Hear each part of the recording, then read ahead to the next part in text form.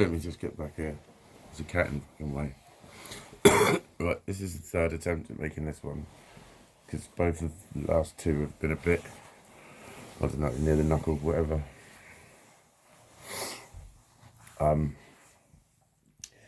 Yeah, I mentioned something which might have been horrible for other people to hear, basically, and I was probably a bit too graphic. Not graphic, just too, don't know. Doesn't matter, because you'll never see them. But, oh, fucking hell.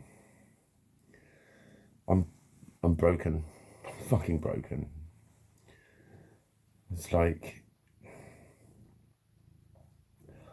I've had, like I went out and I lost my shit in JD Sports.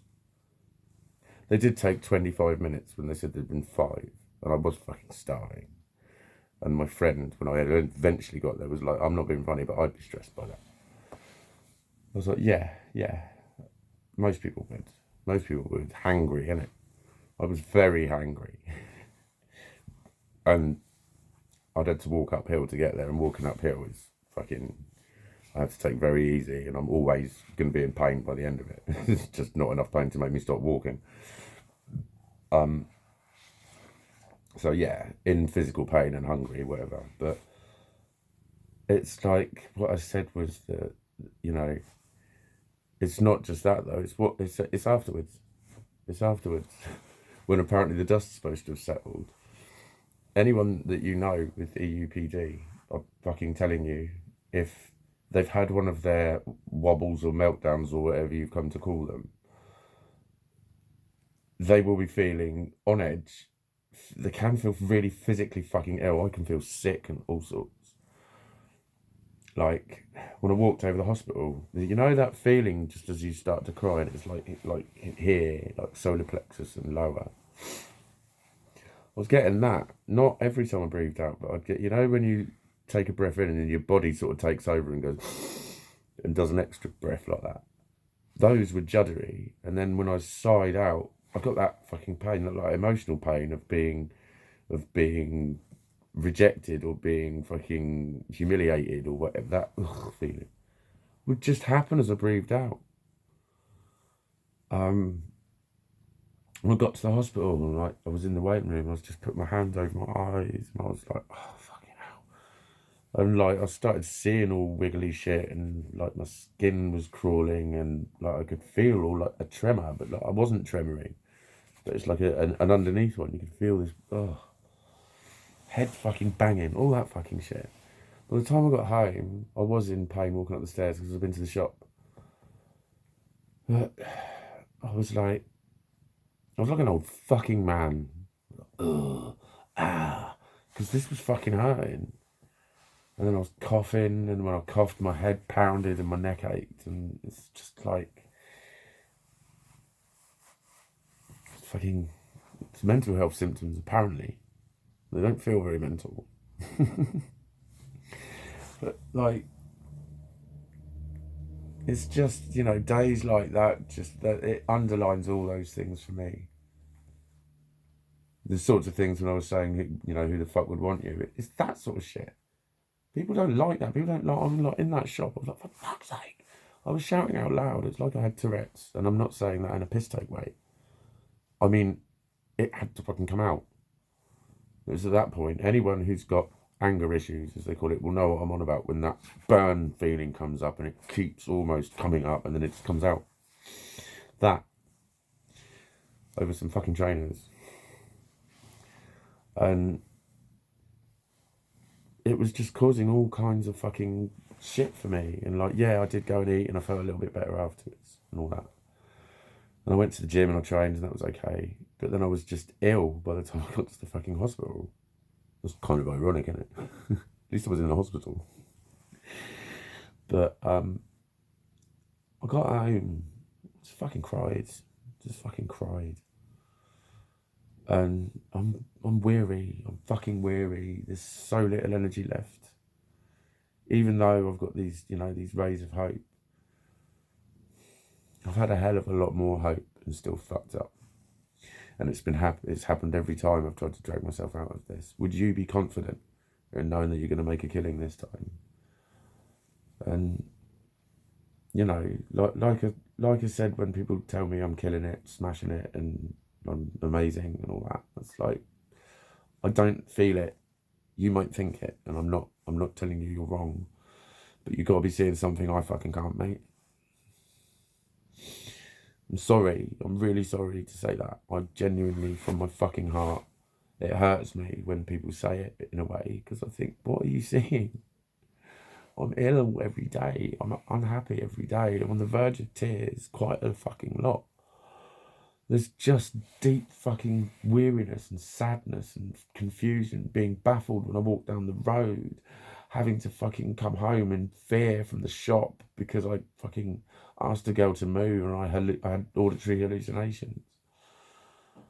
You know, yeah, it is all in my head, but not in the way you think about it. I really don't know what people mean when they talk about that perception of something. It's like when someone says something and it hurts instantly. I haven't had time to go, hang on, what did they say? Ah, yeah, that's this. That's because I think this about that. So I'm therefore going to decide that I'm unhappy about it. And I'm going to now decide to start worrying and thinking until someone tells me to stop. And then when they do, I will go, and it'll all stop. Because that's how you seem to describe yourselves to me. That's why you... What was it I said the other day when they were talking about the... what's it called? When you fill a form in. Oh, because he's licking my hand. There must be food on it. He never does that affectionately. There must be food on my finger. He does his paws affectionately, don't you, buddy? Yeah. But... ethnicity on a form, that was it. Are you there? And you know, a lot of people are joking about that with gender and all that, aren't they? And I didn't talk about my 40% woman. I just said, yeah, what I want them to put on there is fucking humanoid. Because that's what I am. I'm no fucking human. I know that fucking much. I fucking do. I fucking do. That's why, like, my favourite human is my favourite human. Because I've referred to people as humans for a long time. For a good few fucking years. I'm about to, like, I'm about with the humans. There's too many humans there. Because, like, I really am fucking alien. I know I'm alien to a lot of you because I know a lot of you are shaking your heads. I don't know, mate. I get that so often over so many, like, not emotionally related things. Yeah, well, I'm humanoid. I'm not human. But I'm fucking, you know, like I said in April, whatever it was, it's not that I wanted to kill myself, but I just didn't want to do this anymore. I'm nearing that sort of mindset. I'm not saying I'm considering killing myself. I'm not. I don't. You know, it's that. Well, that this is actually where it starts to get a bit near the knuckles. So I should keep it simple. But for me, there is a great distinct difference between not wanting to live anymore and wanting to kill yourself. I bet you loads of you have had that feeling at least once in your life of, I just can't do this. There's nothing. I just can't do this. Nothing's right. Rah, rah, rah. I know it's common because I used to work in a rehab unit. And I know how often I used to wish I wouldn't fucking wake up when I was drinking. And I'm in so close of a similar psychological framework at the moment. Because, again, anyone would. This much cold confusion and just a great deal of difficulty in doing simple things, like just having things in my life and being able to interact with those people in my life, whether that's a job or a hobby or a partnership or a group of friends or whatever. I've never been able to do any of those with any real degree of success, apart from when I was at the rehab place. That's the only job I didn't get sacked from, I think. Pretty much. I've left a few jobs because they were shit, like within a day. Hang on, I can't remember, but yeah. I think that was the only one I let her, and she actually said, "I'm sorry to see you go. You'll be you know, I was well liked there. I was effective there. My magic went somewhere. and it came back to me. That's the sort of thing when I say, you know, it comes back to me. I was having people who were saying things, you know, to me about how I'd helped them and that sort of shit. And I was training and it was working and it was making me feel better and I was looking better. I don't know. When I was big, I was quite podge, really. Yeah, I was never happy. It's like, that's how I was relating to women, spending thousands and thousands of pounds on my body and still not being fucking happy with it. And still not making me happy is what I mean. But yeah, that's just how wearisome this gets. And it's like, this is on a day where I'm, you know, I've had good stuff happen and I've been given that ray of hope and everything. I'm just like, yeah, here we go again. And then just, you know, a simple fucking thing in a sports shop. And I'm like this for the rest of the day, and I'm fucking crying when I get home, and I'm aching all over, and I'm just exhausted. That's what that girl said to me on the phone the other night. She said, you just sound like someone who's just at the end with it all. You just sound so weary and exhausted. I went, you're exactly right. That is it. It's just like, everyone's got a threshold, you know, and ADHD's got a low boredom threshold. And believe me, this life of mine is just dull and boring so often. And it's the difference of all of those severed connections. I know it is that support network and, well, what I thought was, but then found out I'd been toxic all the time anyway, so I can't go back there.